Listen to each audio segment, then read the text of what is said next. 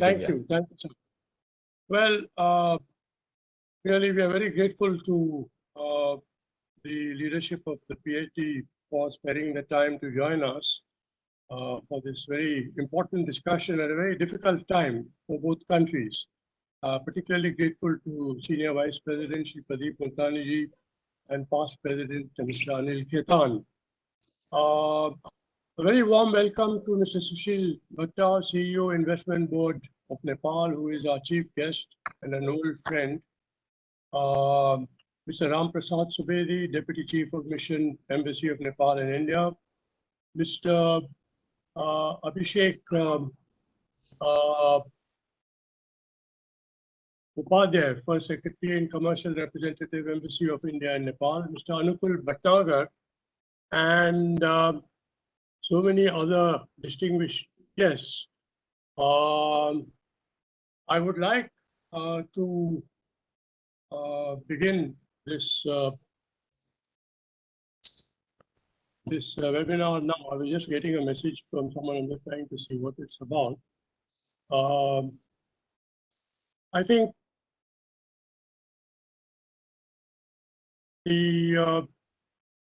and a special welcome, of course, to the Vice President of CNI and MD of Chaudhary Group, Mr. Nirvan Chaudhary. Ambassador Ranjit Ray and Mr. Manjeev Puri should be joining any minute. And thank you, Mr. Saurabh Sanyal, for being with us as usual and encouraging us. Now, even as our two countries intensify government-level cooperation to tackle COVID-related challenges on health and economic recovery, it is important to focus on health at the level of business and expanding relations on a broad front, trade, investment, job creation, skill development, tourism, through innovative approaches in tune with what is being discussed by India, with the US, with EU, UK, in the G7, etc. Because some very, very important new initiatives are being discussed. For example, on building local and sub-regional supply chains. And India and Nepal should probably now focus on building greater interdependence and interlocking arrangements for accelerated, sustainable, and inclusive growth. I'm particularly concerned, frankly, about how young people in both countries see their future business prospects or professional prospects in a post-COVID world. And because the PhD is so strong in organizing sessions, conferences for young people, I hope that we could work with the India-Nepal Center in Nepal under Mr. Nirvan Chaudhary's leadership on a series of meetings which would focus on energizing the joint potential of young people in areas like IT, MSMEs, etc. Because that could have an electrifying impact on the whole region, in fact. So the whole idea is focus. Focus is the key. And I hope Mr. Nirvan Chaudhary, a young captain of industry of whom we are all so proud, could consider this suggestion, as also Ambassador Ranjit Ray, Ambassador Manjeev Puri, the senior representatives of the two embassies, because the Indian embassy in Kathmandu has many programs, and these could perhaps be complemented or strengthened specifically for young people, because I find young people in both countries are thinking of going elsewhere in search of their future career prospects, and this is not at all a healthy sign. So I hope we'll be able to consider on immediate short-term benefits and recovery, economic recovery from the pain of different kinds that COVID has inflicted on both our countries, but also think a little about the longer term, about what kind of world India and Nepal should be cooperating in and create some innovative approaches. I know that Mr. Anil Khaitan has some great ideas on, motivating young people to focus on their future prospects, and I hope he will share some of his ideas with us.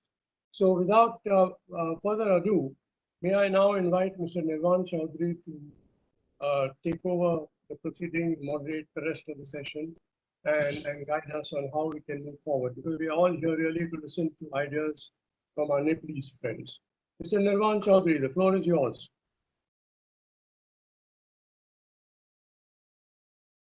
Ambassador Saab, as always, it's such a pleasure to participate in the Little India-Nepal. louder, Nirvanji, you're not audible. Can you hear me now, sir? Are you able to hear me? Okay, thank you so much, Ambassador Saab. I hope you can hear me now. It's always a pleasure to participate in an event organized by the India-Nepal Center with strong participation from PhD, CCI, CNI. Sushilji has always been a strong advocate and has always participated in all the events organized by the India-Nepal Center. I'm particularly very happy that we've got representatives Ramprasad ji, Abhishek ji from embassies, Anukul ji who's always guided us, and it's so good to see you after a long time. Multani Saab, again, thank you so much for encouraging us, sir. Saurabh ji, Atul ji, his team, and last but not the least, our dear friend Anil sir, who we had the pleasure of inviting to Nepal on a delegation from the first India-Nepal Center, and then we came into India as well. A lot of things have changed. I'm not going to talk about the challenges in pandemic, but even in Nepal's perspective, we've had a major change in our government last week. We've got a new Prime Minister, Honorable Sri Shervada Deobaji. He's yet to form his cabinet, but we've got our Finance Minister, Energy Minister, Home Minister in place. We've seen a renewed sense of optimism and purpose in the overall investment and development climate of Nepal. CNI, we ourselves launched our AGM 2 days ago, which was very successful. It was a hybrid model from Zoom as well as in person. We had a lot of participants in person, and the theme of our event was Make in Nepal. This is something we learned from India, where Niti Aayog had started and initiated this campaign for Make in India. We also had the pleasure of listening to Sri Amitabh Kanji as our keynote speaker in the AGM as well, who shared with us not just the best practices, but how in specific ways can India and Nepal help Nepal in this entire new initiative of Make in Nepal campaign. Another initiative that we launched during the AGM was, again, in close coordination with PhD CCI, where Saurabh Atulji is a key integral part of it. We launched what we call Union of Asian Chambers. We know that there's a lot of chambers that come under a platform in Euro chambers, America, China, but nothing existed like that in Asia. So all of us have jointly taken an initiative to launching this. So we are really excited, sir, about the fact that we are seeing the number of COVID cases decreasing, vaccination drive is increasing, and now the time has really come for us to all the discussions translating into real action moving forward. We couldn't have asked for a better um, panel in today's session. We've got representatives from both countries' embassies who specialize in economic welfare. We've got Sri Shushil Bhattaji, who's a very young, dynamic CEO for our investment board of Nepal. Who's continuously pushing despite the bureaucratic hurdles, pushing and creating that environment for prudent as well as a good investment climate in Nepal. So I think we are pretty much, the floor is set, the backdrop is set. I think timing is right in terms of moving forward, and we couldn't have really asked for a better time to have this discussion. So taking this discussion forward, I wanted to first, since Ambassador KV Rajan Saab has already done the opening remarks, I wanted to first request Multani Saab to please give his address, sir. Thank you very much, Mr. Chaudhary. Good morning to everyone. Today's chief guest and keynote speaker, Mr. Sushil Bhatta, CEO, Investment Board, Nepal. The guests of honor, Mr. Ram Prasad Subedi, Deputy Chief of Mission, Embassy of Nepal in India. Mr. Abhishek Upadhyay, First Secretary and Commercial Representative, Embassy of India and Nepal. Distinguished guest, Mr. Anukul Bhatnagar, CGM, SBI. Session Chair, Ambassador Mr. K.V. Rajan, Chairman, India-Nepal Center, PHDCCI, and India's former ambassador to Nepal.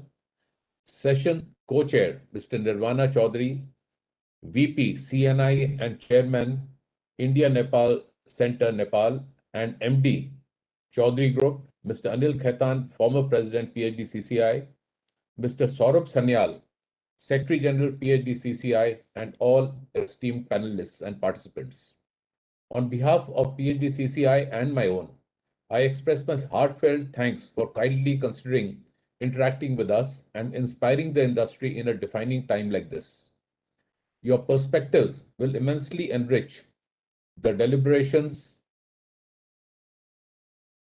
of India-Nepal Investment and Development Partnership Summit 2021. Hopefully, this summit will script new chapters in fostering India-Nepal economic and development cooperation with focus on economic rebounding in post-pandemic times. Also, I would like to appreciate your invaluable contribution while representing the government or industry in handling the COVID-19 pandemic and lockdown. Under aegis of its bilateral economic think tank, India-Nepal Center, and in partnership with the embassies of both sides, industry associations, and other industry stakeholders, PHDCCI has been working as an apex industry chamber of India with a deep presence in Nepal. Both at policy and grassroots levels, India-Nepal Center has been working for fostering economic cooperation and development partnership between India and Nepal. As the Senior Vice President of PHDCCI, I heartily appreciate the partners of today's summit, Investment Board of India, IBN, and State Bank of India, SBI. I sincerely congratulate Mr. Sushil Bhattaji, CEO, IBN, for enabling such a progressive investment ecosystem in Nepal. Our members have significant business interests and investments in Nepal, and this will further grow in the times to come. We look forward to visiting Kathmandu in near future and discussing some of the bright investment possibilities there. Here I congratulate Mr. Anukul Bhatnagar, CGM, SBI, and former MD and CEO, Nepal SBI Bank Limited, and Mr. OP Chaudhary, DGM, SBI, for launching a dedicated Nepal desk at SBI Chandigarh. It is a matter of great happiness how this Nepal desk is partnering with our India-Nepal Center and going to work to support businesses to expand in both the countries. Without taking much time, I would like to briefly introduce our chamber. Established in 1905, PHDCCI has a very long-standing reputation to be India's apex industry body. Since its inception, it has been working for the promotion of trade and industry while keeping the grand vision to shape humanity in the most equitable manner. PHDCCI reaches out to more than 150,000 companies, with a large number of them being from small and medium enterprises. Here I am happy to share that they contribute significantly to the growth story of India and the region. Also, when it comes to trade, they are strong pillars of the global export and import ecosystem. Many of them directly or indirectly have had businesses in Nepal, and they are known for strengthening the foundation of a bilateral economic cooperation. In this difficult time, when our priorities are to keep India and the neighborhood safe from the severe challenges posed by COVID-19, the industry and individuals are determined to work in close tandem with all concerned and help the region to successfully come out of the crisis phase. Let's all endure our resolve to support the collective mission to defeat COVID-19 and continue to be part of the holistic efforts for economic rebounding in India and Nepal. Even when the emerging scenario is full of uncertainties, it is surely a matter of great satisfaction how people are helping each other and the government and industry playing their roles in mitigating the unprecedented risk and challenges. Moving forward, we are trying our level best to keep India's inclusive growth momentum on. In the process, We are very much open to engage with the industry fraternity in Nepal to carry forward the mission of creating shared prosperity in South Asian region. We stand with the causes that support the universal interest and serve humanity unswervingly. Here we look forward to getting inspiration from all of you to overcome the ongoing tough phase and come out stronger to make the region and the world better livable and suitable for sustainable economic activities.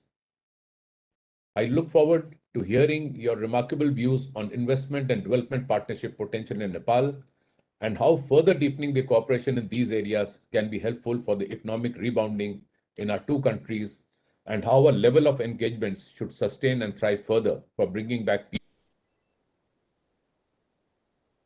Keep working for the stated purpose, and with the support of our partners in Nepal, we are hopeful for a deeper engagement among the businesses.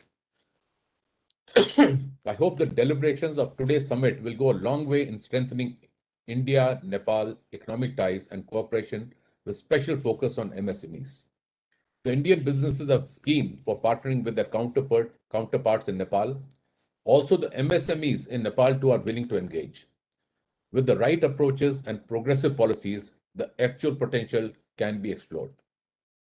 We have a dynamic chairman, Ambassador Mr. K.V. Rajan, and also super energetic co-chairman, Mr. Nirvana Chaudhary. I request you to kindly prepare a detailed plan of action for the PID presidential year 21-22. I take over as president on 1st October 21, and it will be our priority, yours and mine, to double, if not triple, trade relations between our two great countries, irrespective of the political leadership. Thank you. Jai Hind. God bless Nepal and India. Thank you very much.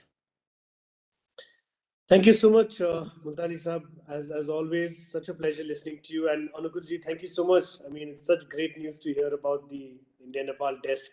Wherever you go, you're continuously carrying the flag of Nepal, which is good to always hear.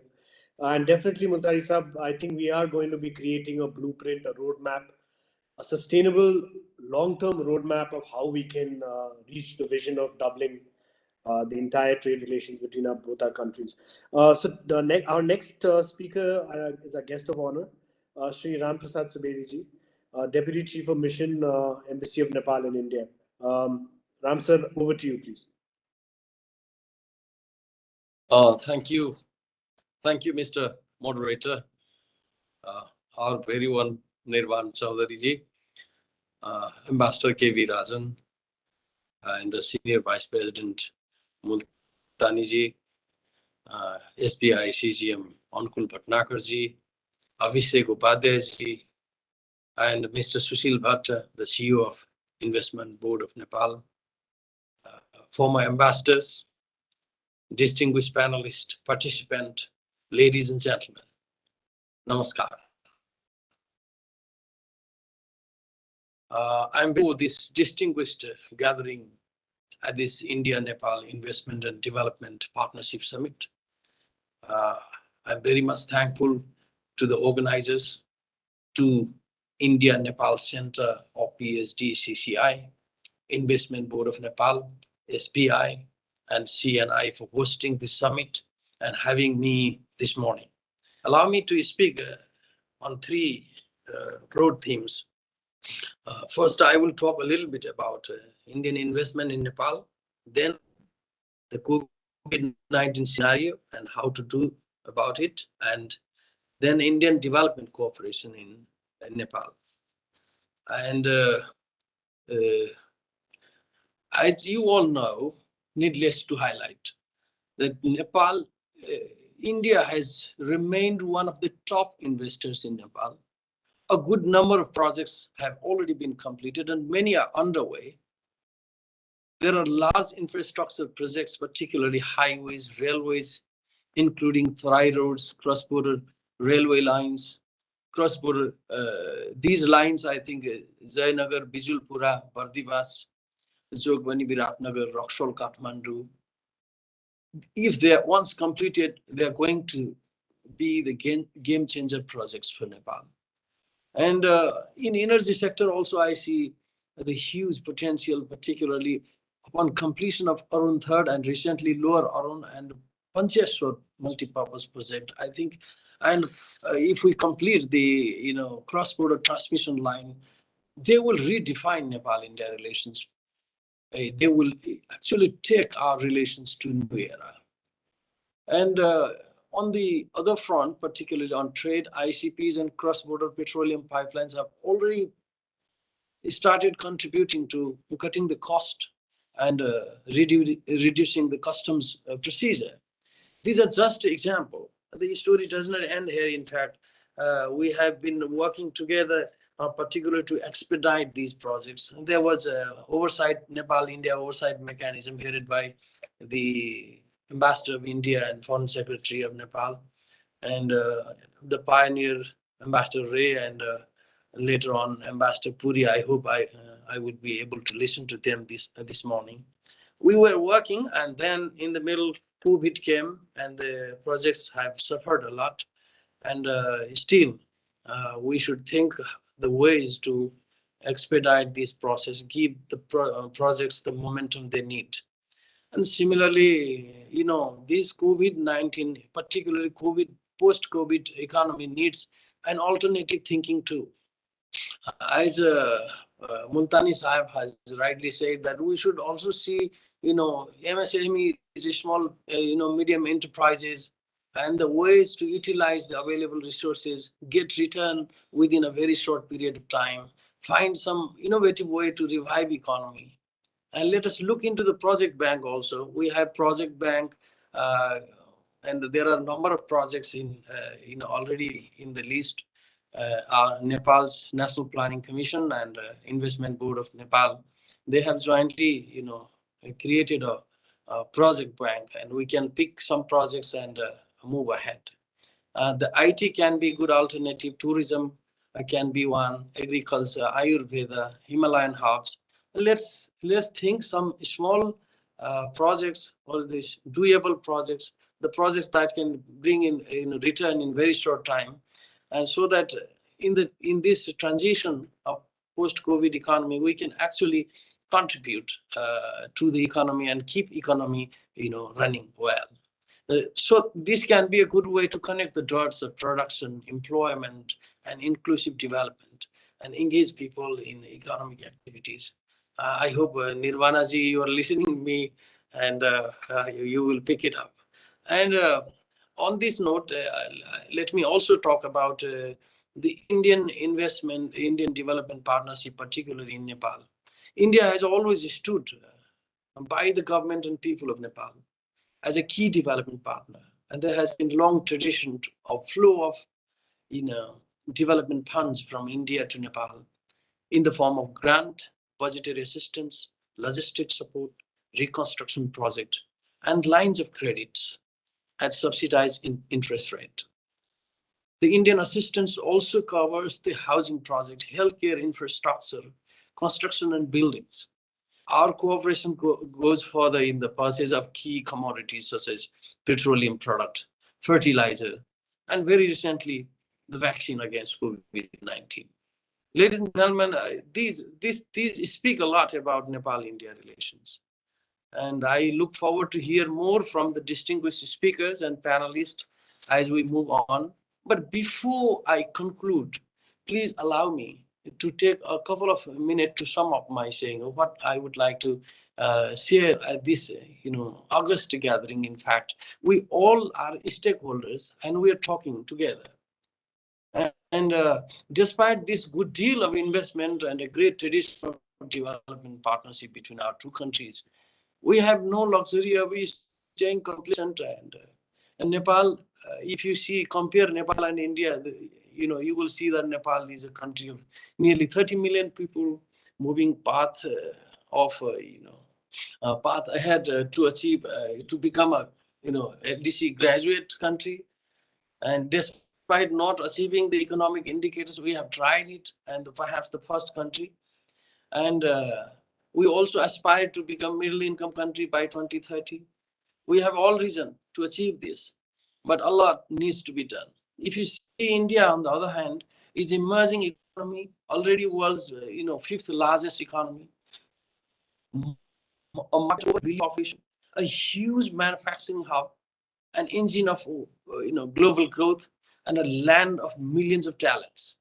This is Nepal and India, and in this I don't see the asymmetry. Rather, I see tremendous opportunity for development partnership, cooperations. We share millennia-old friendship across the open border. There is an unparalleled affinity between our two people, connected by common culture and family ties. There is enormous goodwill and personal connection between the leaders, thinkers, academians, business people, and media person. Despite such a broad-based political relations and natural affinity towards each other, we have not been able to work enough. Fault lies on us enough to create a matching economic indicators and statistics. If we measure these in economic terms, they are far low. And I do not want to use such qualifiers as one of the top development partners or key development partner for India. I want to see India on the top of the list. And it is the place where India deserves to be. And it looks better there.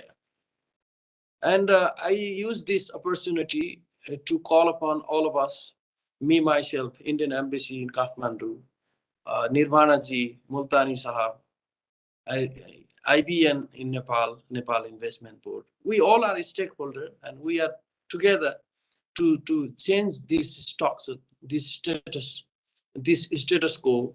And as Multani Sahab, you have said that we at least let's hope to redouble our efforts to double our volume of investment and cooperation. On this note, ladies and let's join hand to make this a reality, make it happen. I thank you very much. I look forward to hear from you. Thank you so much. Thank you. Thank you so much, Ram sir. I think you couldn't have summarized it any better. You touched upon the right aspects of some really very promising and interesting projects. Again, where Sushilji is himself taking lead and involved in making this happen. I think he and his institution will continue to play a very, very important role in the larger scale projects. I absolutely agree with you that they are still the low hanging fruits, like our natural resources that we as a country automatically have in terms of whole products, where India as a natural market we can capitalize on that. I, however, would like to also add that I think two additional points which we could really start accelerating both the countries' relation, and it has happened to some extent, especially because of the COVID time, is the training as well as leveraging on the technology that exists between the MSMEs in India. How can we bring that to Nepal and help our SMEs and micro industries use technology, get the training from the already developed industry that you have in India, and upscale that. So thank you so much, Ram sir. Again, always very enlightening to hear your thoughts as well as your vision. I'm sure when we have like-minded individuals like yourself, there is no doubt we'll be able to achieve our goals. I would now like to request our other guest of honor, Shri Abhishek Upadhyay, First Secretary and Commercial Rep, Embassy of India and Nepal. I've personally had a chance to engage with Abhishek ji. Very dynamic, very proactive. Continuously not highlighting problems, but looking at opportunities and then tackling the challenges as we come along. So Abhishek ji, over to you, please. Thanks a lot, Nirmanji. Thank you. Excellencies, former ambassadors of India to Nepal, Ambassador K.V. Rajan. We don't have between us Ambassador Ranjit Ray and Ambassador Manjeet Puri right now. Excellency, the CEO, Investment Board of Nepal, and my good friend, Shri Sushil Bhatta. Excellency, the Deputy Chief of Mission in New Delhi at the Embassy of Nepal, Shri R.P. Subedi. Industry leaders from India and Nepal, esteemed co-chairs, speakers and panelists, organizers, CNI and the PhD chamber, colleagues and friends, namaskar. It's very difficult for someone like me to contribute much to this conversation because of the eminence of the panel we have here today. The names that, many of the people who are present today as speakers and in the panel are the ones we have grown up reading about. And frankly, since my arrival here in Nepal, I have been hearing about many of them, many of you. So therefore, I'll still try to make an attempt to contribute something, probably, at least tell you a little bit more about India's current priorities in the economic sphere and connectivity towards Nepal. First of all, I'm very thankful to the organizers for their initiative to convene this summit and bring together such an eminent panel. The theme, Nepal-India Investment and Development Partnership, we all know could not have been more relevant or timely for a number of reasons which previous speakers already mentioned. India remains as committed to economic development of Nepal and its transformation as our own. This is a shared goal in which the government and the people of India would always stand side by side with Nepal. We can only be amazed by the sheer scale, scope, and density of our bilateral relationship. There is actually no field of human endeavor where we do not cooperate as friends and neighbors. It is therefore self-evident that economic flows, development partnership, and connectivity constitute the most crucial elements of this relationship, and also those where Government of India is putting more focus today than ever before. Speaking of commerce, India is Nepal's largest trade partner, the largest export destination, and the largest source of foreign investment, besides providing transit for almost the entire third country trade of Nepal. India also accounts for a significant share of inward remittances on account of pensioners, professionals, and workers based in India. When the pandemic struck us in 2020 last year, the first reaction worldwide was to close airspaces, shut the borders, and halt the movement of people, goods, and essentials. However, the India-Nepal trade routes and supply chains remained robust and open in this period. The figures speak for themselves. After an initial slowdown in April 2020, the trade flows between our two countries quickly picked up and steadily began to exceed even long-term averages. During first 9 months of the recently ended Nepali fiscal year, and this is the data provided by Nepal Customs, Nepal's exports to India saw an unprecedented 23.5% rise over the same period last year. This is remarkable considering that the trade flows in rest of the world actually dipped by almost 5% in this period. It is equally interesting that during the same 9-month period, 99% of Nepal's overland trade with India and rest of the world took place through custom stations on the Indian border, which remained open throughout and in both directions, unlike several custom stations elsewhere in the region. This ensured that the supplies were maintained, jobs were saved, and the economy as a whole better cushioned against the most adverse impacts of the pandemic. Please allow me to speak a little bit now on investments.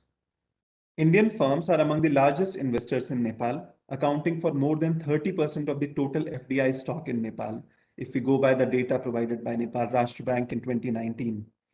There have been several success stories of Indian firms who came and invested in Nepal. We have some of them here. Some of them have in fact become household names in Nepal. Others have contributed significantly to Nepal's exports.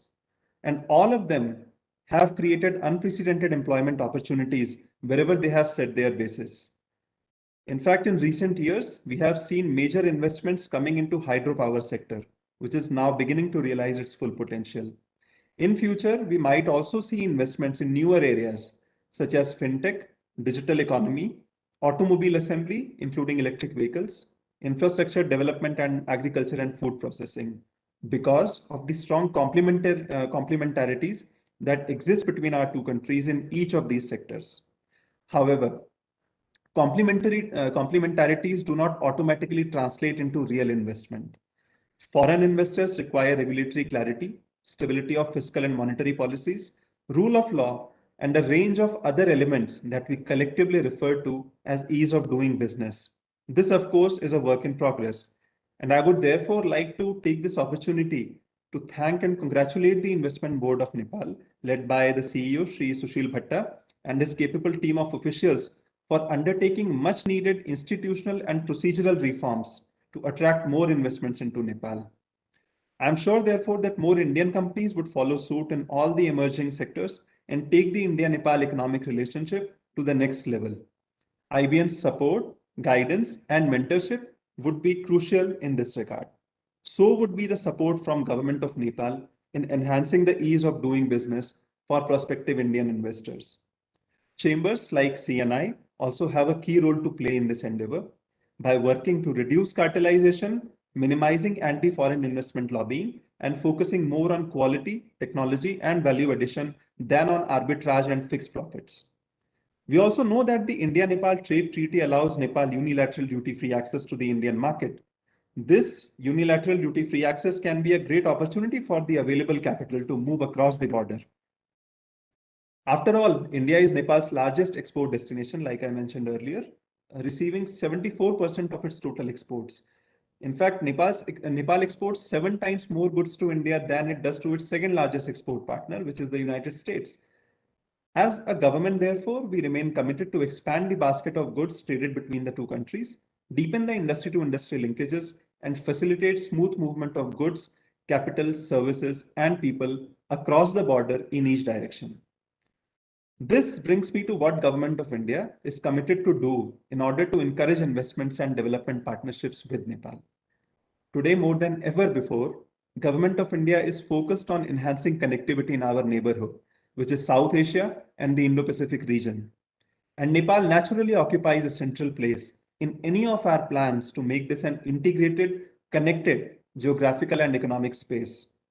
India's development partnership effort in Nepal, which includes an annual grant assistance of 16 billion Nepali rupees and a soft loan layout of total 1.4 billion US dollars, is a testimony to Government of India's steadfast commitment to Nepal's development.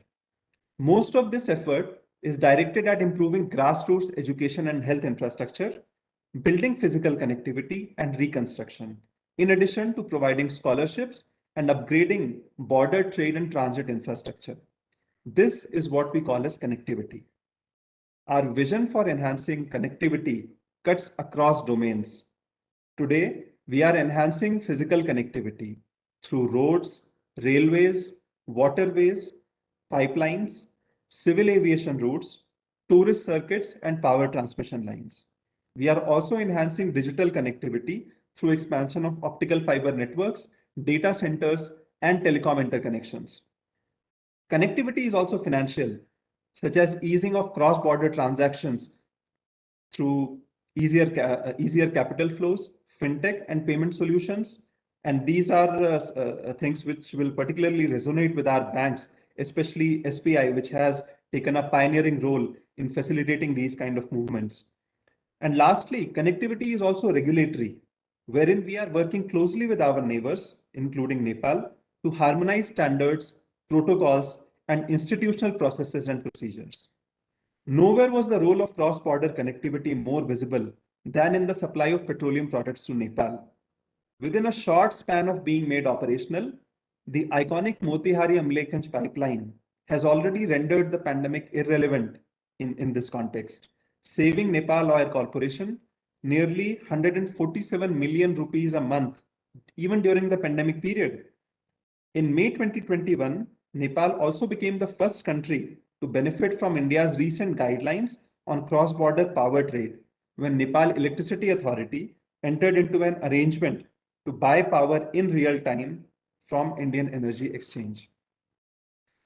As both our countries yearn to emerge from the destruction caused by the pandemic, it is clear that the route to shared prosperity is through open supply lines, seamless economic flows, and strengthened connectivity. India remains open to Nepal's products, its talent, and increasingly its startups. Our aspirations to transform our economy and society cannot be achieved alone. India needs Nepal as much as Nepal needs India. This is where I am confident that PhD Chamber and CNI can play a pivotal role towards this objective by shaping the right and constructive discourse and building linkages between India and Nepal in new and emerging domains also. Embassy of India will always play a constructive and enabling role in this endeavor, and our doors will always remain open to entrepreneurs, innovators, and business leaders from both India and Nepal. Once again, I thank you all for organizing this event and for this opportunity to speak among such an eminent panel of speakers, and wish you all a very good health and safety. Thank you. Namaskar. Thank you so much, Abhishek ji. Very, very well summarized. And again, we sort of see the plethora and the size of economic relations between our two countries, 7 times to the second country that we engage with. And I think from a personal perspective, I think a lot more, we need to focus a lot more in terms of the grassroots level health and education. We need to learn a lot more from what India has done in that respect. I've also seen over the last 3 to 4 years that a lot more multinational companies of India have started to open up plants and facilities in Nepal. So they see that there's a critical mass and some economies of scale through the unilateral duty-free policies that exist between the both countries. Once they're able to see that their product has gained a substantial critical mass, now the companies are beginning to put up production bases. So that's a very good sign. And that's again something else that we need to keep on working on. Absolutely right on the fintech piece. We sort of, I always felt we missed the boat on the Indo-Nepal remittance piece. Although the remittance across other parts of GCC and other parts of the world, contribute to almost 28% of our GDP, but not counting the Indo-Nepal remittance. I think with the fintech play coming in, the banks very closely engaged in both the countries, it'll tremendously help to bring in people Nepalese in India, send money to their beneficiaries in Nepal using fintech.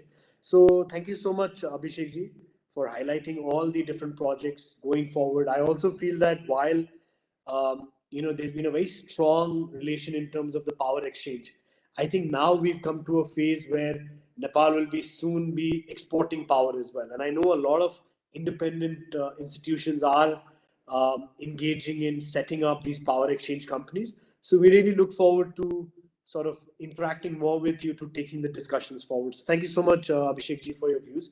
Our next speaker, very distinguished guest, Anukul ji, needs no introduction. He's more Nepali than Indian, I would like to say. Thank you so much for again becoming part of participating in this event, Anukulji. I hope you're well. And when we just got to learn that even though you're in Chandigarh, but you've already set up a Nepal India desk over there, that just shows your love as well as your deep connection and concern to uplifting the entire strengthening of our two countries' relations. So over to you, Anukulji, please. Thank you, Nirvanji, for those very kind words. Good afternoon, and thank you to PhD Chamber of Commerce for having me here. My regards to Ambassador K.V. Rajanji, the chair of this present session, and India-Nepal Center, PhD, and to Nirvan Chaudharyji, the vice chair, as well as to Mr. Sushil Bhattaji, CEO, Investment Board, Nepal, where I had been very closely associated earlier. Mr. Pradeep Multani, Senior Vice President, PhD Chamber. Then guest of honor, Mr. Ram Prasad Subedi, DCM, Embassy of Nepal in India. I had the honor of meeting him 2 years back in the embassy in Delhi. And Mr. Abhishek Upadhyay, First Secretary, Commercial Representative in Indian Embassy in Nepal. Mr.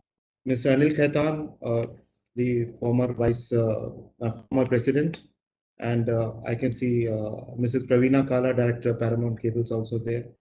So good afternoon to all of you, and gives me a great pleasure to have started something back in India, which I thought I had planned in Nepal, and I was trying to push it, and then the COVID came in.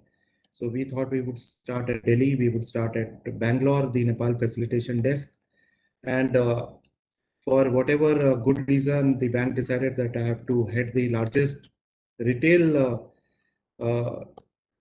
operations of SBI based from Chandigarh, where I look after the banking activities in Punjab, Haryana, Himachal Pradesh, J&K, Ladakh, and obviously Chandigarh. So this is a very prosperous area of India, and SBI has a very deep market share here, almost close to about 30% in these areas. And as luck would have it, we have a very large Nepali diaspora also settled all across.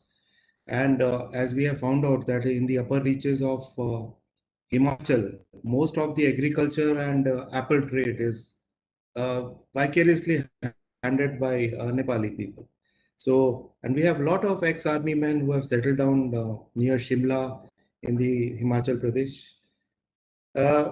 So this area is famous for, my area of operation is famous for machine tools. Then we have pharmaceutical industries.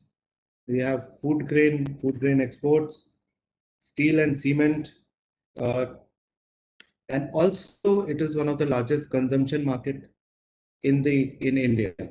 So why I was saying this on the other side of the border towards India, but I still remember that most of my clients of Nepal SBI Bank were importing directly or indirectly from this part of the country, whether it is auto ancillary or bicycles or electronic equipment, it was all coming from this area. So I thought that I have to launch it, and now that the problem with COVID is almost on decline in these areas, and we fervently hope that the third wave will not come in, and we are not prepared. It will come in, but not in such a drastic manner, and trade and industry will continue to prosper. Only tourism has taken a hit. Otherwise, the developmental activities are going on at full swing. On 7th of July this year, we decided to launch a prototype called the Nepal Business Facilitation Desk. It is at my head office here in Chandigarh, and it is headed by the SME business vertical. It is headed by a DGM, and we have a specialist officer sitting there for the desk.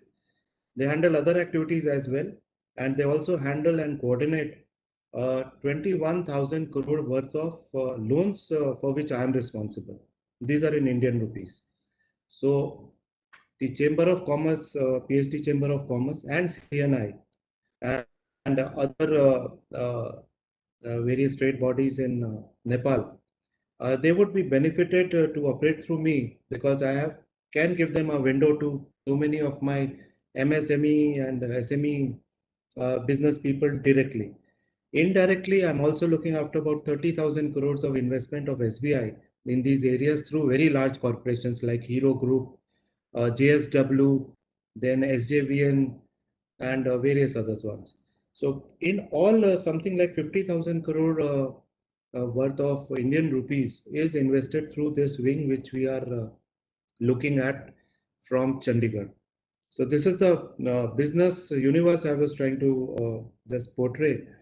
And this prototype we have got here, Nepal Business Facilitation Desk, it is a joint collaboration between the domestic operations of SBI and the foreign operations. So you can operate through the Nepal SBI Bank there in Kathmandu, or you can come to us directly. We will help you out with advisory functions, with remittances, with trade-related activities, transactions, anything else which is required. And this is currently limited to my area of operation only. And if it works well in the next quarter, my chairman SBI and the managing director have assured this will be carried forward across the country by SBI and also to all of its 32 countries operations where we are operating. So it would work as a bridge.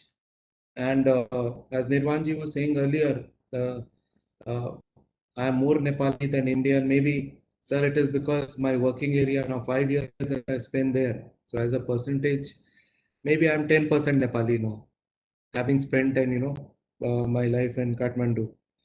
Uh, Sir, what we are trying to do here is that we are in touch with all the trade associations in my area of operation. And they have shown a keen interest in not only exporting but also investing into Nepal. And some of have done it already, not so much formally, but yes, they know people there. They have relatives who are working and who are Nepali citizens there. So what I would like to place here is that we would be sharing our contacts and with all the trade associations in Nepal, the banks there, the government there, and the Indian embassy, obviously, through Nepal SBI, they will be contacting, wherein this would be a bridge between a bank like mine, which has now got 24% share in the resources. All the deposits we have in India, 24% is our market share. And to add to that, we have 47 crore customers, out of which I have currently about 2.68 crore customers. Individually, I'm looking after from about 2,000 offices. So this is what I was bringing to the table. And what we have here is all state of art. Anything which is required, we can provide. And since this is a controlled organization, everything is above board and is obviously much of it will obviously be pro bono. It will be free of cost. So this is what I was trying to bring to the India-Nepal Investment and Development Partnership Summit. And going forward, yes, any other queries we would deepen our participation. The general manager who's posted at Mr. Deepak Day at Nepal SBI Bank in Kathmandu, he will be our a key person in Nepal, and I would be here. We carry it forward. Anything which is required, sir, and we are very excited to go forward on this. And I would be taking this in one-to-one sessions with Nirvan Chaudhary ji, with the my gurus there, the former ambassadors, and with the embassy in India of Nepal and in Nepal of India. Thank you very much, sir, for having me here. Thank you so much, Anukulji. It is really good to hear about this initiative and drive and focus you're doing towards Nepal. We definitely would need to have a separate session with you and your team in Nepal. We'll probably organize it through the Nepal India Center, not only CNI, but we'll also try to mobilize FNCCI chambers, the other organizations, because I think at large, a lot of people will benefit through this initiative that you've done. We'll probably take this offline and schedule a session based on your availability and your team's availability as well. So request if you could send me some more information on this. Our next and our keynote speaker for today is Shri Sushil Bhattaji, CEO for Investment Board of Nepal. Over to you, sir. Thank you, Nirvanji. Well, Session Chair, former Ambassador of India to Nepal, Shri K.V. Rajanji, Guest of Honor, Deputy Chief of Mission, Embassy of Nepal in India, Subediji, and First Secretary, Embassy of India in Nepal, Abhishek Upadhyayji, Chairman of Nepal India Center, Mr. Nirvan Chaudharyji, former President of PSDCCI, Anil Khetanji, Senior Vice President of PSDCCI, P. Multaniji, another senior leadership of PSDCCI, Secretary General Saurabh Sanyalji, who is my very old friend and a very jolly person, as I know him since the last more than a decade, and Atulji, distinguished panelists and distinguished participants. Well, namaste and very good morning from Nepal. It is my honor to deliver this remark on the India-Nepal Investment and Development Partnership Summit 2021. First, let me, on behalf of Investment Board Nepal, share our happiness, partner with India-Nepal Center, PSDCCI, CNI, and SPI in organizing this event with a focus fueling investment and development partnership between two countries. I personally feel organizing this program when world, including our governments, private sectors, and other stakeholders are concentrating our efforts on reviving economy and livelihood of the people severely affected by the pandemic. We yet don't know how this pandemic will evolve over the period of time, but having such a program over virtual platform is very timely, and it is very, I'm kind of a need of an hour, where we have to, strengthen collaboration between two nations for strengthening and expanding business-to-business relationships, definitely contribute in reviving and then rebuilding our economies to new greater heights. And I believe this summit on India-Nepal investment and development partnership will add value in this direction. Well, Nepal and India being close neighbors with strong history of cultural and social ties have been partnering in many fronts and levels. Cross-border trades, business, and investments are in increasing trend and are taking new shape and dimensions. Despite some hitches, institutions like us have a greater role to play in clinching such hitches and playing active advocacy role for creating conducive and congenial business environment in both countries. Well, presence of Indian investors and companies, on which the first secretary has already highlighted a lot in Nepalese economy, is tangibly visible and is seen playing a very tangible role, be it on hydropower sector or manufacturing and financial sector as well, following the liberalization of Nepalese economy. These developments have been seen, and we have witnessed the departure that's taken place in all fronts. Major companies like Surya Nepal, Unilever Nepal, Java Nepal, Everest Bank, Nepal SBI Bank, to name a few, have here since decades and are extremely doing good business in Nepal, with some even planning to reinvest, because investment board we have been getting the proposals with the proposition to reinvest and expand and upscale the businesses that they have. And they are our business brand investors for investing and doing business in Nepal. Their own experience, their plan to expand and diversify can be the most credible evidence for other Indian investors to invest in Nepal. And we all know infrastructure development is actually directly linked to socio-economic development of a country. So to narrow down our infrastructure gap in a post-pandemic, we are working hard in creating the sustainable project pipelines, and which will for sure down the line in future events when we showcase, we will have attraction of serious, potential, capable investors for private investment. And investors from India have been showing good interest in sectors like logistic parks, transportation, manufacturing, and especially in energy sector. And rightly so, two mega hydroelectric projects, 900 megawatt Arun 3 and 900 megawatt Upper Karnali, have been awarded to SABN India Limited and GMR, and long back, and for which the PDA was chalked in the year 2014, respectively through competitive bidding process for development of such project in good modality. And only a few weeks ago, IBN has signed an MOU with SABN Limited through an international competitive bidding process for the study of another hydroelectric project to be developed in good modality.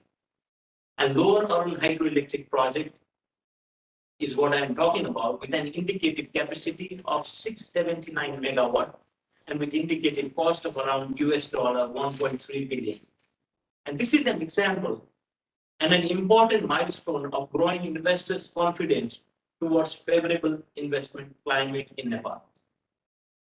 And the first secretary has acknowledged the process we have taken in terms of streamlining the process and procedures, and to best possible way how we can complement our investors in a fast track mode is a dire need of an hour, because this project has to be realized in the stipulated time frame. And we all have learned from our experience that public-private partnership requires strong partnership between government and private sector, with both parties performing its obligation with due care for completion of projects in stipulated timeline and desired quality. So distinguished participants, India's intended national determined contribution aims to base at 40% of the total installed power generation capacity on non-fossil fuel resources by 2030. And this includes Government of India's ambitious target of achieving 175 gigawatt of renewable energy. And as per recent data has been available to me, India's energy mix comprises of 53% contribution from coal, and eventually which will have to be replaced by clean energy to meet the set target. And in this backdrop, harnessing the greater hydro potential of Nepal can complement India's electricity need and help achieve its national determined goals. And in Nepal and India both are parties of regional agreements such as SAARC and BIMSTEC and have signed frameworks for cross-border electricity trading. And there has been a remarkable development which the Secretary has already outlined, where the off-taker or the buyer or the utility, state utility of Nepal Electricity Authority can purchase energy from the market on real-time basis. So both countries have also signed bilateral agreement on electric power trade, and which has opened an opportunity for Nepal's power to be traded into the Indian power exchange market. Transmission infrastructure is the most essential infrastructure for the development of the electricity sector. And this associated infrastructure, for example, 400 kV Dalkebar Muzaffarpur cross-border interconnections transmission line has been already completed and is already into operations. And independent power producers like SAPDC is also constructing a dedicated 217 kilometer 400 kV double circuit extra high voltage transmission line, which will fly to Patna, will also be one big infrastructure which will create an avenue for power evacuation of almost 1800 megawatt of electricity. And further, Government of Nepal and Government of India is working closely and planning to expand high voltage transmission network between two countries. I mean, there are other locations as well. New Kutwal Gorakhpur line is in advanced stage of development, and we can anticipate that it will get to the phase of implementation very soon. And there are other interconnectivity points also identified, and I am sure there are rigorous efforts being taken by respective executing agencies. Nepal's government focus on developing cross-border transmission line is aimed at meeting Nepal's requirement in short run and complementing Indian power market and that of neighboring countries through availing opportunity to benefit from green and clean energy potential of Nepal. In the long run, in a win-win basis for participating countries. So diversity in energy generation sources and geological proximity opens avenues for power market with South Asia. And as the energy generation mix in South Asian countries vary and are unique, there is possibilities for the countries to utilize each other's energy resources to fulfill demand in times of peak demand. Bhutan and Bangladesh have also been trading electricity with India, and the proposed India-Sri Lanka interconnection link of 387 kilometers, including 127 kilometers of submarine cables between Madurai to Anuradhapura of Sri Lanka with capacity of 1500 megawatt would connect Sri Lanka to mainland South Asia. Bhutan and India's electricity cooperation started in 1960 and is set to grow more. Bangladesh plans to import 2000 megawatt energy from Nepal, out of which 500 megawatt is likely to be supplied by investment board Nepal facilitated Upper Karnali project. And considering significant progress of the development regarding power sales agreement with Bangladesh government, I'm sure there are other readiness work needs to be done before we get the project into the phase of implementation. And South Asia is no doubt a growing market, and our energy demands will only increase in future, and hence there is need to take a bilateral connectivity to regional connectivity to ensure sustainable flow of energy in the future. And with the increase in hydropower production and many more projects in pipeline, Nepal would supply green electricity to India and South Asia, ever increasing energy needs, and which will eventually benefit both the nation and the partners developing this project under different modalities, as I mentioned earlier, good modality. And furthermore, with the effective utilization of Indian transmission infrastructure, Nepal could play a significant role in supplying hydroelectricity in the region. So there is a reason why I have been concentrating on energy sector, because there is a lot that has already been achieved, and that really paves way forward for bigger scale of development in that sector. And the production, and that is where we have a comparative advantage of. The production of green hydrogen through electrolysis could be one of the promising areas for investment in Nepal because of the probable abundance of hydroelectricity in the coming days. And it is estimated that demand of green hydrogen would increase by at least 5-fold by the year 2050 in India. And in the context of global climate change, when we all are gearing towards net zero emission and transitioning to carbon neutral economy, harnessing hydro potential of Nepal would be a win-win situation for both of our countries. And Nepal is on the path of generating economic prosperity by creating robust and legal policy framework aimed at providing a conducive business environment for private sector as one of the main pillars of economic development. And it gives me immense pleasure to inform that in recent years, government of Nepal has undertaken various reforms as part of sustained effort to garner private sector investment and position Nepal as a preferred investment destination. Our reform drive has gone well beyond various regulatory frameworks, strengthening institutions, building capacity, streamlining and simplifying the process and procedures have also been the hallmarks of Nepal's reform initiative. And it will be in a continuous mode. A lot of improvements are to be made, and institution as on regard to IBN, there would be a lot of events where we would be witnessing those systems that we would be unveiling and how it will ease investors to deal with an agency like investment board.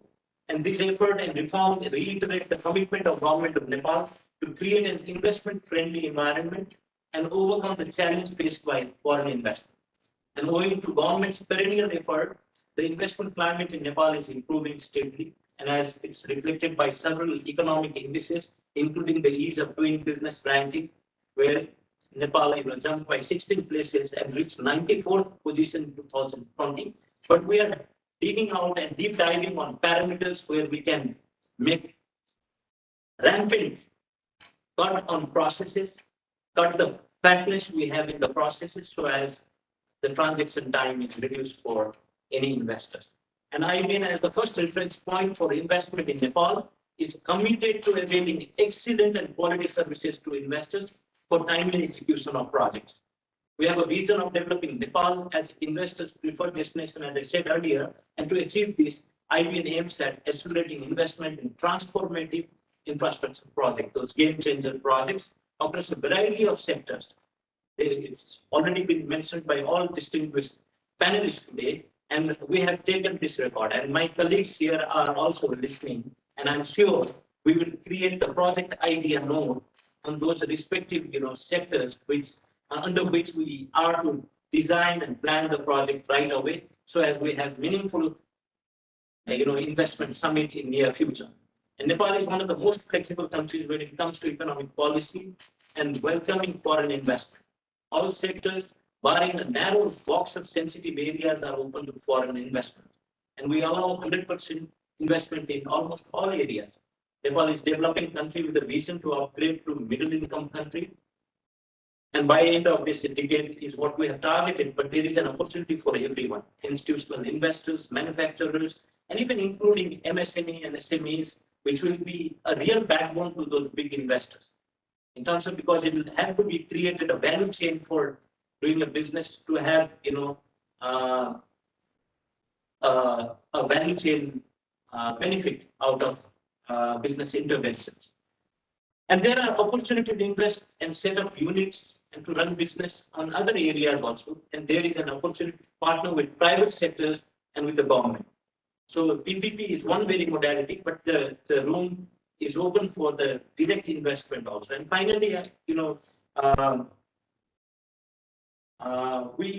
I think we need to be strategic now in terms of removing hitches to the investors are feeling. I mean, there are some hitches they have, be pertaining to how to mitigate with foreign exchange risk fluctuation.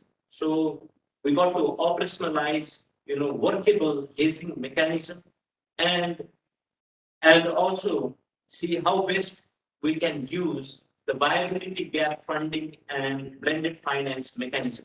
So on this also investment board, just to let you know, have already created a conceptual framework and we'll be having a deep dive discussion with Ministry of Finance very soon because it's already spelled out in our annual budget and now it is time to work into it. And these are factors which will really give a sort of comfort to serious and potential investors.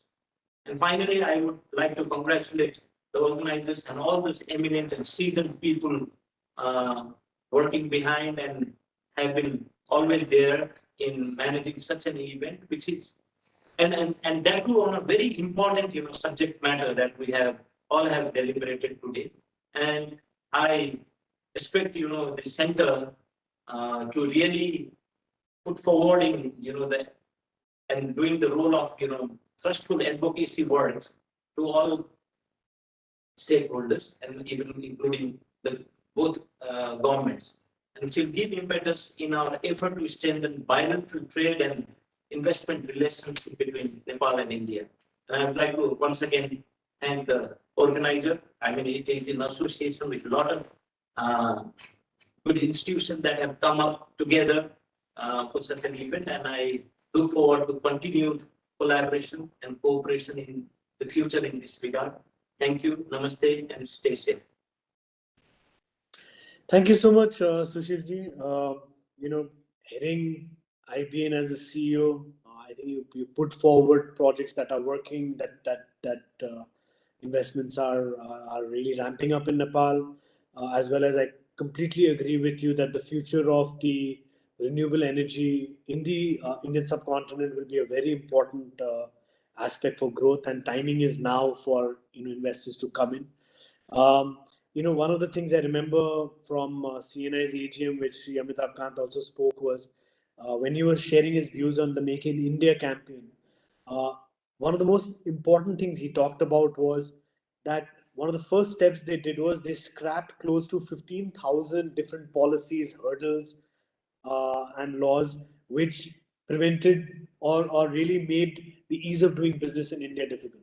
I think while you are already undertaking and engaging in a lot of investments and trying to create that environment, and the ease of doing business in Nepal has also gone up. But I think that's one place we really, really all collectively need to work on. So thank you so much, Sushilji, for your keynote over here.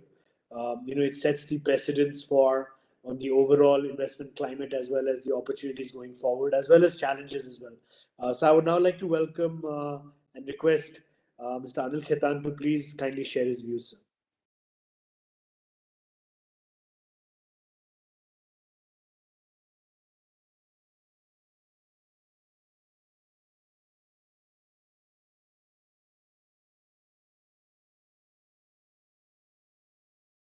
Mr. Anil sir, you're on mute, sir.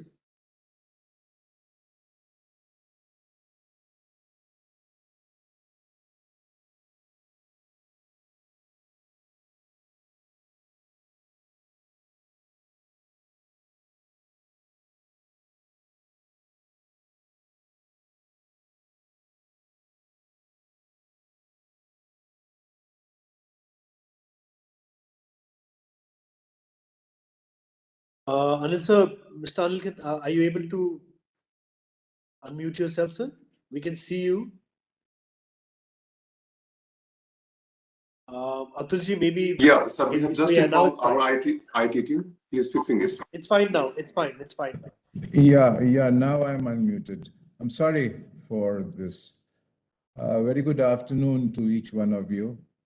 To my younger brother Nirvana, Ambassador Rajan, our Secretary General, Mr. Saurabh Sanyal, State Bank of India, honorable distinguished panelists, ladies and gentlemen.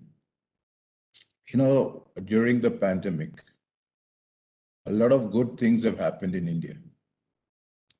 Prime Minister Modi and his government, they've announced huge and massive structural reforms. And the government is on its way of implementation. Because the government, what it did in India, it front-loaded its investments. It front-loaded the investments into infrastructure. We have a national infrastructure pipeline, which has been allocated $1.3 trillion, in Indian rupees about 115 lakh crores, which is to be spent on infrastructure by 2025. And infrastructure, 1 rupee spent as per RBI, has a multiplier effect of about 20. Another good things which have happened during the pandemic, one is the income tax rate. They've been brought down to 22%. And for new companies who are doing greenfields, and if they can commission before, I think it's 31st October 2023 or 31st March, I don't remember, then you can go for 15% income tax. So we have two slabs now, 15 and 22, and the government has given you an option. That's a great incentive. Second incentive is the labor code. Our archaic labor laws, our 44 acts, they have been merged into 4 labor codes. And the best is the government has given, despite huge opposition from the unions in India, they have put in a clause on the Code on Industrial Relations where you can hire and fire if the workman is not producing effectively, quality and discipline. And they have said that in the appointment letter, one clause will be put in by the employer or the management that your services can be terminated forthwith without assigning any reason thereof. And this comes under fixed term employment. You can employ for 5 years, you can employ for 7 years. They haven't mentioned any time limit. This is all renewable. So that's a good clause they have put in, especially for foreign investments, because a lot of foreign companies, you forget the Googles, you forget the Facebooks, you forget the Amazons. I'm talking about the MSMEs. It would be impossible for an American MSME or a German MSME or a Japanese MSME to come in India and deal with the labor laws. It's just not possible. I mean, it wasn't possible, but now it can be. It's been passed by the parliament, signed by the president. We are just awaiting the notice from the government for implementation. Another thing which has happened is Government of India has identified the priority sectors, 13 in number, and for each sector they've introduced a performance-linked incentive scheme, the PLI. Say for the pharmaceutical sector. One of our businesses is pharmaceutical. Fortunately, the products we make have fallen under the product-linked incentive. We've made the application. Government is moving fast, and we get an incentive of 6% on the additional sales, considering 2019-20 as the base year. So if you've done a sale of 100 rupees in 1920, and you do a sale of 120 rupees in 21-22, then in 22-23, on this 20 rupees extra, you will get a 6% benefit, and that check will come straight into your company's bank account after the fiscal year closes. And this incentive they've given for 6 years. And this is a great, great incentive because it's come to me. So I know how motivated I am. I know how improvement my bottom line will basically make. Another great thing which has happened in India, which I would also suggest for Nepal, Nirvan, is to have clusters, to have sector-specific parks, like in India. Government has announced 3 bulk drug and API parks because India, as you know, and I'm sure that Nepal must be also doing so. India is importing about 70% of its APIs or its key starting materials from China.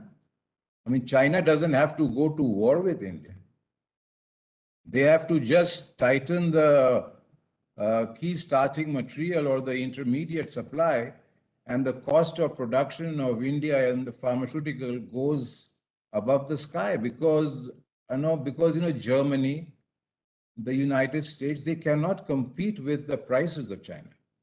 So that is why when you say Atmanirbhar Bharat, the question is to become self-reliant. So I would suggest that, and these 3 parks have already been, I think, allocated to 3 specific states, and the government of India is giving 3,000 crores as subsidy to each of these park developers.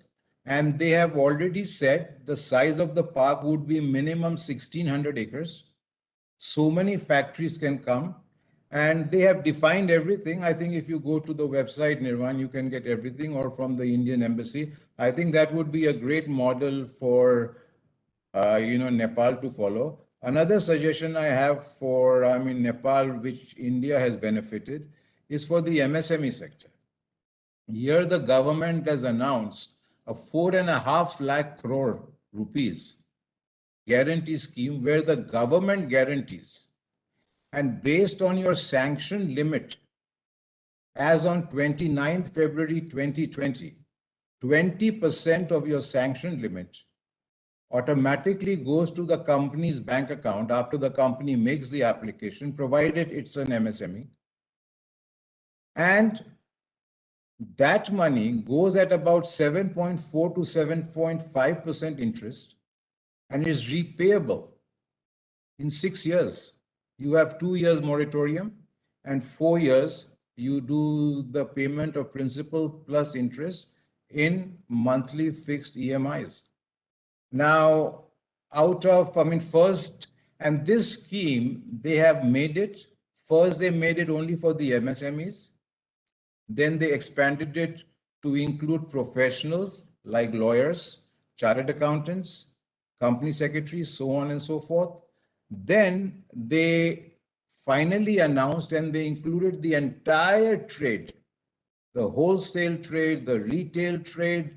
Then they included the hospitality sector, the hotel, everything. So what's happened now is the entire MSME sector, because after the definition of MSME was changed in India, now 99% of the registered companies in India are falling under MSME. So with this money coming into the MSMEs, this has given the MSMEs in India a great strength to survive this pandemic. So it's very essential for the Nepalese government, because I have no idea what's happening in Nepal, but Nepalese government should maybe customize something which is suitable for Nepal, but definitely do something for the MSMEs, because believe me, being in industry for last 44 years, unless any country revives its industrial economy, it's all talks, talks and talks. No country can make any progress. So we must learn to walk our talk now, because to tell you frankly, I've been hearing these same talks, skill development, infrastructure for last 10 years. But then sometimes I wonder, why do we talk so much? Why don't we start walking our talk? Why don't we start concentrating on implementation? Now, let's say between India and Nepal, we have a massive, porous border issue problem. We have a massive trade balance issue problem. I'm not getting into that because we have the excellencies who can speak about that. So I think the biggest opportunity which I see is for the Nepalese youth to collaborate with the Indian youth. Because in India, if you know, this year, in a span of 7 months, we've had 16 unicorns on startups. And Nirvan, if you remember, we had once exchanged a WhatsApp where we said that we could come to Nepal. And Mr. Saurabh Sanyal very well knows we could do a startup launchpad in Nepal where we could call a lot of startups, we could call the investors, we could call the funders, because I feel Nepal has to invigorate. It has to really, put all the four engines on full blast behind the startups. I'm sure Mr. Amitabh Kant must have spoken in depth about the startups. India now has 50,000 startups. And it's got 115 odd companies which are valued, which are unicorns. So I think that's a great opportunity. And the Nepalese youth are so intelligent. They are so sharp. And the Nepalese youth is so hardworking. I think it would be a great combination if both the governments could make some kind of a platform where the youths could collaborate and work jointly. Because in India, like on startups now, we've seen most of the startups are concentrating on healthcare, concentrating on the travel, concentrating on agriculture. And of course, then you also have the, deep tech startups, which are like we have about 44 startups, which are totally startups for the space technology. So to conclude, I thought I'll share some of my ideas as to what's happened in India. If some cue can be taken, and I have also made a suggestion that a good way to go forward is that let Nepal, apart from manufacturing, concentrate on services in a very big way and get the startups culture in Nepal. And there, I would like to offer the services of PhD, that if PhD can be of any assistance, we would be more than willing to help CNI to come to Nepal and assist you in putting up this startup launchpad together. Thank you so much for your time, ladies and gentlemen. Thank you so much, Anil sir. It's always very enlightening to listen to you, and trust me, a lot of the things that you've said, I must put on record that I myself have seen over the last 2 years, 3 years, a lot of infrastructure development, energy-related work happening. Yes, a lot of focus needs to happen in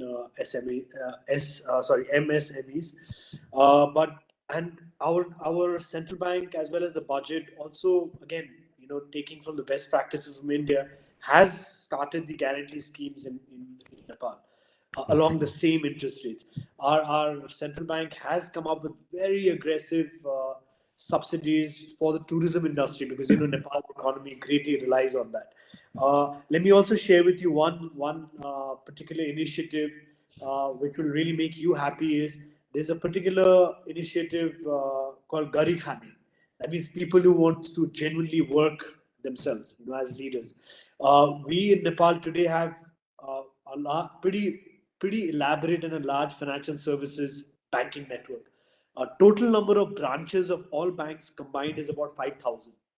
Now, central bank as well as the budget has told those 5,000 branches that each branch must every year incubate and finance and handhold 10 entrepreneurs at the rural level. That means every year we'll be able to generate 50,000 entrepreneurs at the grassroots level, not from the urban cities, from the grassroots level where the branches are even in the most remotest part of Nepal. So this initiative, I think, is really taking a lot of momentum. Out of the 50,000, I think in the last 4 months, 800 of them have been incubated and in the process of being funded. I obviously have not forgotten your WhatsApp message. Pursuant to your WhatsApp message, sir, I wanted to do a little bit of my homework. I reached out to two startup incubating agencies in Nepal who had incubated close to 122 startups, out of which 4 unicorns out of those of them are unicorns in India. Yes, you're absolutely right, Sri Amitabh Kant, that's specifically highlighted on this. And, from those 122 companies, I had a one-on-one discussions with 6 of them, who wanted to transfer that knowledge, expand their market into Nepal, collaborating with the youth over here. So I think, we at India Nepal Center, and obviously with PhD, CCI, and CNI, we've always been trying to explore what is the one thing we're going to be focusing on. You just hit the nail on the head, that this is something which India Nepal Center, along with Sushil Bhattarji's IBN, can really play an important role in launching. And we would really like to take this forward because the groundwork is done. Our National Planning Commission has also come up with a startup fund, so that fits in perfectly with this. CNI also, one of our key focus areas for the next 2 years is startups. So we would love to take this forward, sir, and make the startup launch pad as one of our key driving forces, with the permission of Sri Ambassador KV Rajan sir. Sanyalji is here, Atulji is here, who will be really helping us drive this.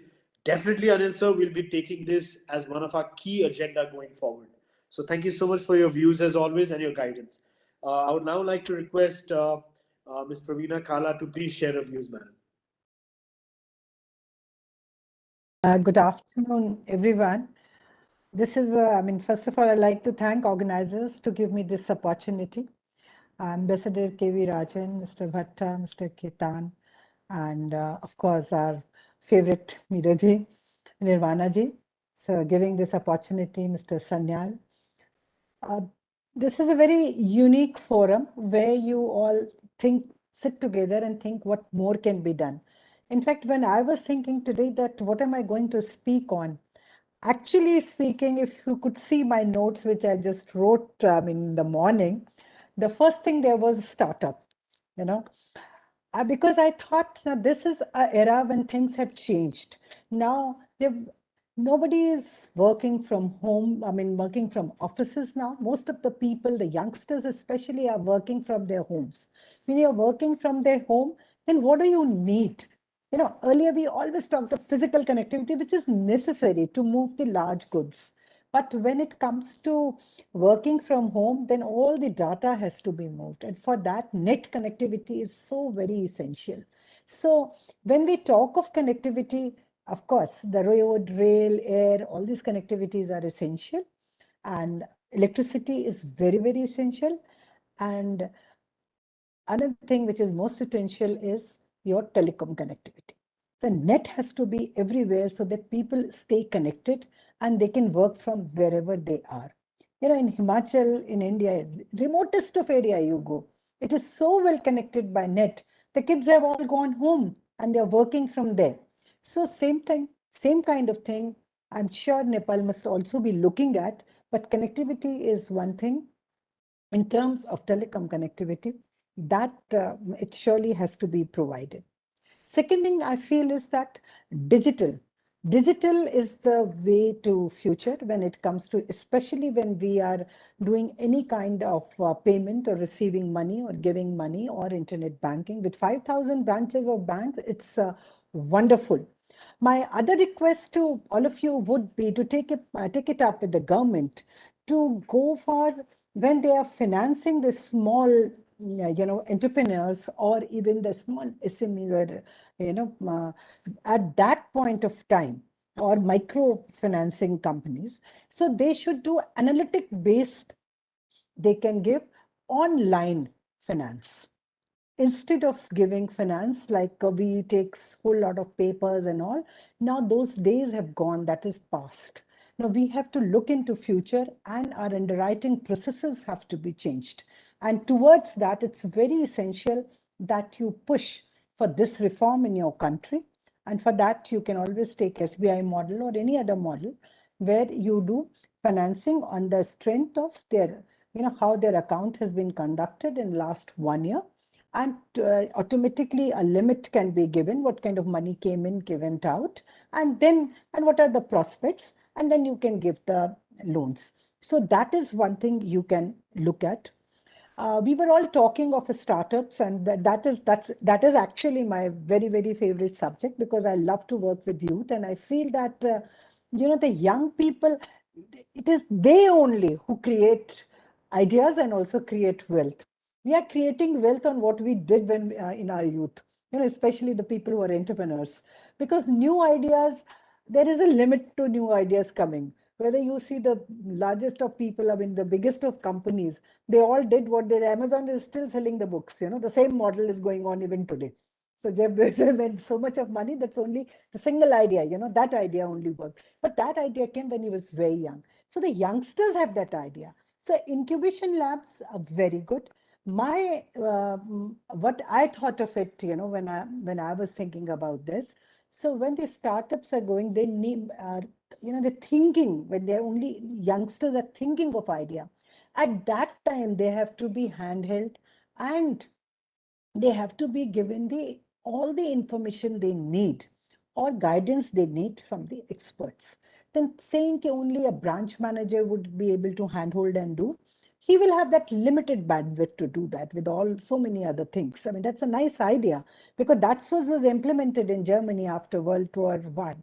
When everything was devastated, and they asked the banks that you have to give money for all businesses. And they did that. But Germany is a different country. People will return their money. But in our geographies, it is not so easy, because our compulsions are many. So sometimes all that money which is given by the banking system, that goes into consumption. Not that the money which goes into consumption doesn't even go into economy. That also goes into economy. But then where it had to really go, so that is diversion of funds happen. So therefore, it is very necessary that these people are guided. For this, I think a time has come where, as a country, Nepal and India should tie up. We have huge number of incubation centers in our country, like NASSCOM does it, CIA does it, all the industry bodies are doing it. You should tie up from your end with the end in India, and they can give online consultation. No need to move people now. Times have changed. And there they will get the right kind of guidance. You see, once you have an idea which is good, you have the environment, you have the reach, then if there is a market for it, funds will flow automatically. Even in the incubation centers also get investors, and they can get you good investors, which is not so expensive. And they also provide with seed money if there is a idea is good. So my suggestion would be that you tie up with the Indian partners in this, and once that happens, then you will be catapulted into a, not to next level, but maybe to 10x level. So that's what is one thing my request to you would be, that you can look at this segment, because startups create wealth at the bottom. And when you do creating a business at the bottom, what happens with the large industries? Now with so much automation, how many people they can give jobs? 100, 200, 500,000? But when a small investor or a small business starts, he may give business even to two people. They can do solar panel, anything, hospitality, food. Food is going to be a big challenge for the whole world. Today only I was reading in newspaper that Britain is looking at for shortage of food, because people are not going to come to work because they are staying home, because self-isolation is happening. Reason is your COVID. Today's COVID, something else may happen in future. So again, the food is going to be a big area where, the area of business. So anything one wants to do, whether it is tourism, whether it is food, whether it is any household industry, solar. So there we can look at it.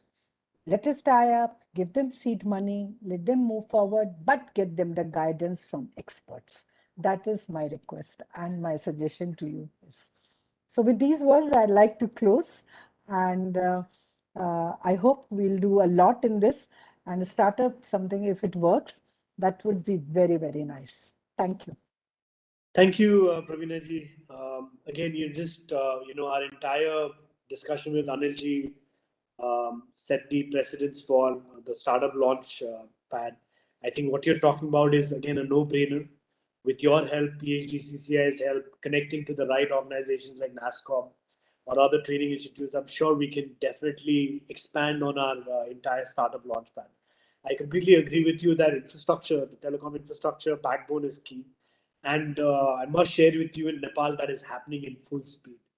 The government themselves have outlined a substantial budget in creating this backbone. The individual state-owned telecom companies are doing this in a big way. I was reading an article 2 days ago that in remote parts of Nepal where data is not accessible, in 20 Mbps, 30 Mbps speed, the government is also providing free data to people over there. So these are all good, innovative things, and analytics backing this is the key. So thank you so much, ma'am, for your views. We really hope that in a much more focused next event that we plan to do on Startup Launchpad, we'll be able to get your participation and elaborate and take the discussions forward.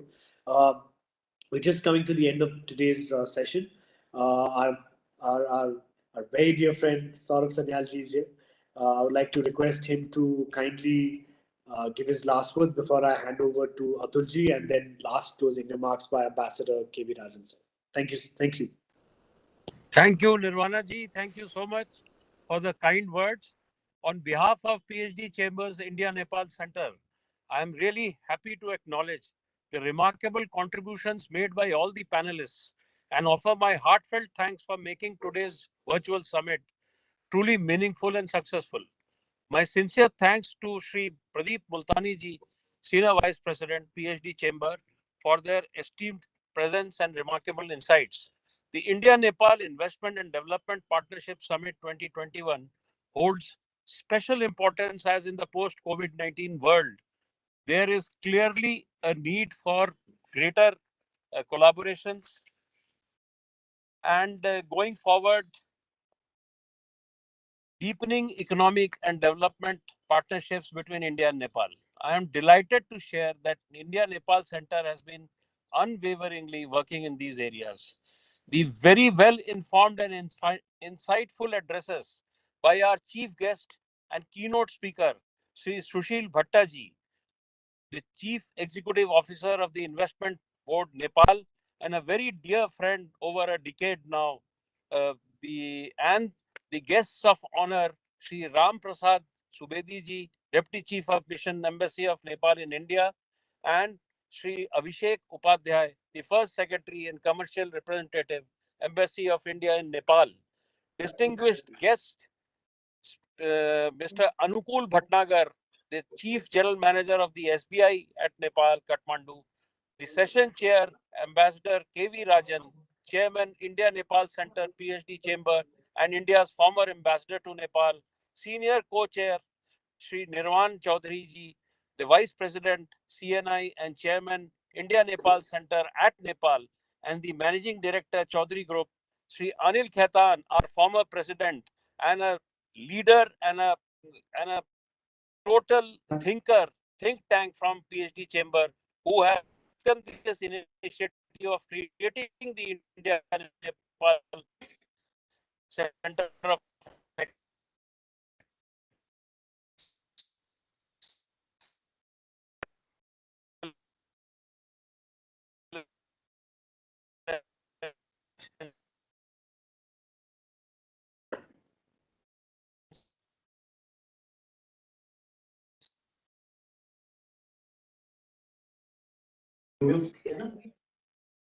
in The network India is slow. It has as isn't. in Yes. Nepal and guiding us throughout have been adversely impacted in an unprecedented manner that we are all aware.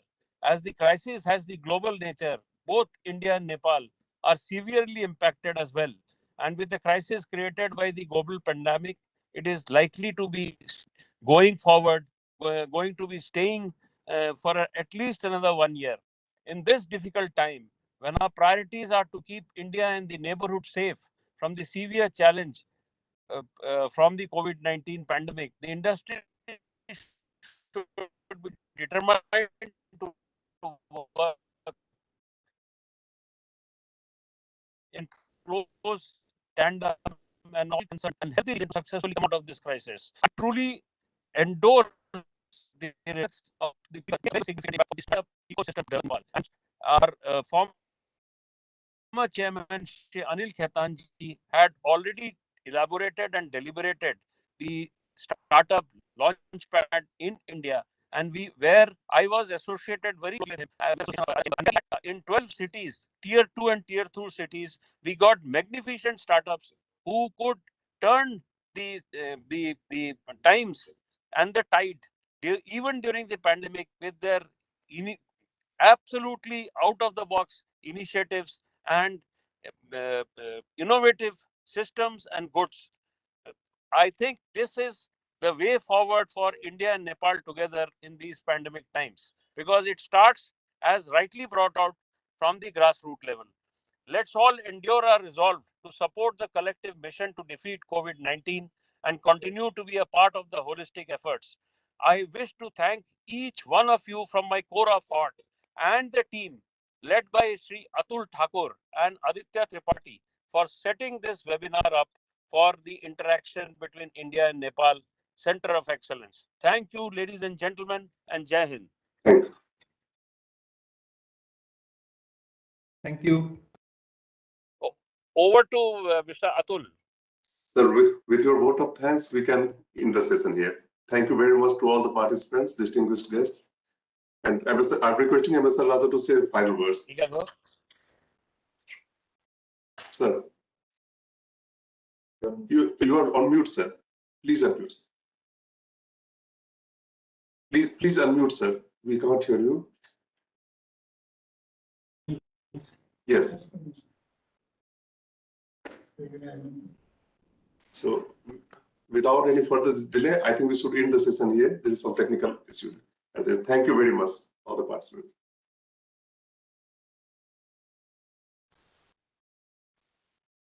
Thank you. Ambassador Rajan sir, we can't hear you. You are muted.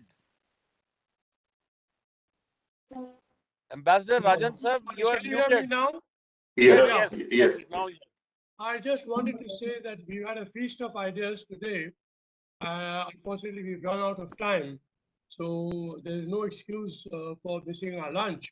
But I do want to say that this has been a very meaningful session, and it only goes to highlight the fact that despite the difficulties the two countries are facing, both countries are very resilient and they have recovered remarkably from past setbacks. The important thing is, as Mr. Akhilesh Upadhyay said, that if India and Nepal can jointly quickly move towards becoming very, very connected and very, very integrated, then we create an economic space where both can grow together. And I'm absolutely sure that the kind of ideas we've had today, that and the suggestions made by various distinguished panelists, that we can follow up. Muddling through is not an option. So let us follow up on the ideas today. Thank you, Nirvanji, for moderating this session so skillfully. And my thanks to Atulji and his colleagues in the team for making this possible. Thank you very much.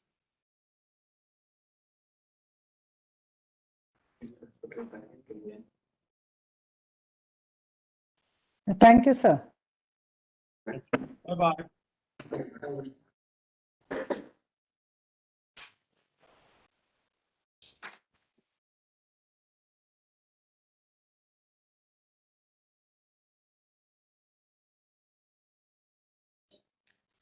Thank you very much, sir. thank you so much. Thank you. Atul, can we leave now?